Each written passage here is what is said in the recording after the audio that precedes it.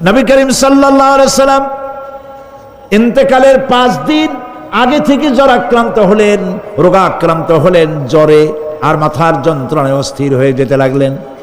বেহুশ হন, আবার হুশ হন। যেদিন তিনি ইন্তেকাল করবেন, মসজিদে নববী থেকে আজ আর কেউ বাড়ি যায় না, সবাই কান্দে। আজ রাত বোধহয় নবীজি কাটাবেন না। মেয়েরা কাঁদতেছে, সাহাবায়ে কেরাম কাঁদতেছে, আজওয়াজে মুতাহারাত তারা কাঁদতেছে। নবীজির আবার হুশ হলো, তাকায় দেখেন ঘরের মধ্যে কান্নাকাটি। সব থেকে বেশি কাঁদতেছেন মা ফাতেমা। নবীজি হযরত ফাতেমার কান্না দেখে ইশারা করলেন, কাছে আয়। হযরত ফাতেমা রাসূলের কাছে গেলেন।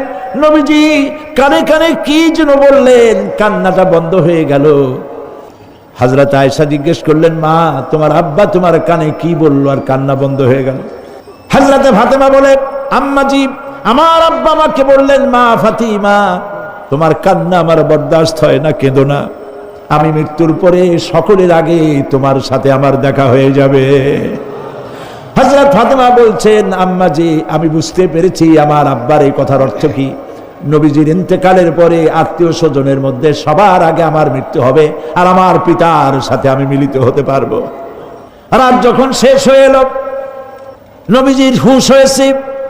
তাকায় দেখেন হযরত জিবরাইল দাঁড়ানো। হযরত জিবরাইল নবীজির চেহারা মোবারকের দিকে তাকায় বলেন, আসসালামু আলাইকা ইয়া রাসূলুল্লাহ। আল্লাহ আপনাকে সালাম বলেছেন, আর আল্লাহ পাক জানতে চেয়েছেন আপনার মুখে আপনি কেমন আছেন। আল্লাহ জানেন আপনার অবস্থা কি, তারপরেও আপনার মুখে শুনতে চেয়েছেন আপনি কেমন আছেন। নবীজি বলছেন, জিবরাইল বড় কষ্টে আছি, বড়ই যন্ত্রণা, বড়ই কষ্ট। হযরত জিবরাইল বলছেন, ইয়া রাসূলুল্লাহ আজকে এক নতুন ফেরেশতা আমি সাথে করে নিয়ে এসেছি। এই ফেরেশতা পৃথিবীর কোন নবী অথবা কোন মানুষের কাছে যাওয়ার জন্য অনুমতি চায় না। আজ আপনার কাছে অনুমতি ভিক্ষা চায় কাছে আসার জন্য। ওই ফেরেশতার নাম হচ্ছে মালাকুল মউত।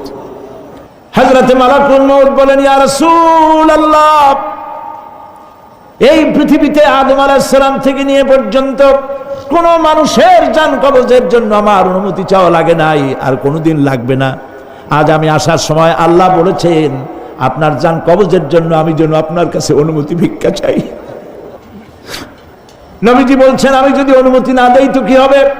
হযরতে মালাকুল মউত বলছেন, ইয়া রাসূলুল্লাহ অনুমতি যদি না দেন আমি ফেরত চলে যাব, আমাকে সেভাবেই বলা হয়েছে।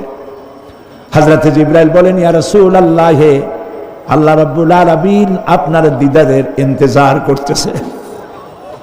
নবীজি বলছেন, মালাকুল মউত তুমি জান কবজের কাজ শুরু করো। মালাকুল মউত যখন কাছে এসেছে, রাসূল জিজ্ঞেস করলেন, আয়েশা ঘরে যে কয়েক টুকরা স্বর্ণ ছিল সেগুলোর কি অবস্থা? ছোট ছোট 6 টুকরা স্বর্ণ ছিল। হযরত আয়েশা বলছেন, হুজুর আমি এগুলো রেখে দিছি। হুজুর বলছেন, না রাখতে পারবে না, আমার ইন্তেকালের আগে খয়রাত করে দাও। মুহাম্মদ সাল্লাল্লাহু আলাইহি ওয়াসাল্লাম আল্লাহর কাছে অবস্থায় উঠবে না যে তার ঘরের ভিতরে সোনা ছিল। হযরতে মালাকুল মউত রাসূলের জান কবজ শুরু করে দিলেন। রাসূলুল্লাহ জীবনের শেষ কথা বললেন, আসসালাত আসসালাত ওমা মালাকাত আইমানুকুম। আমার উম্মতেরা বিদায় লগ্নে বলে গেলাম, নামাজ নামাজ নামাজ ছেড়ে দিও না।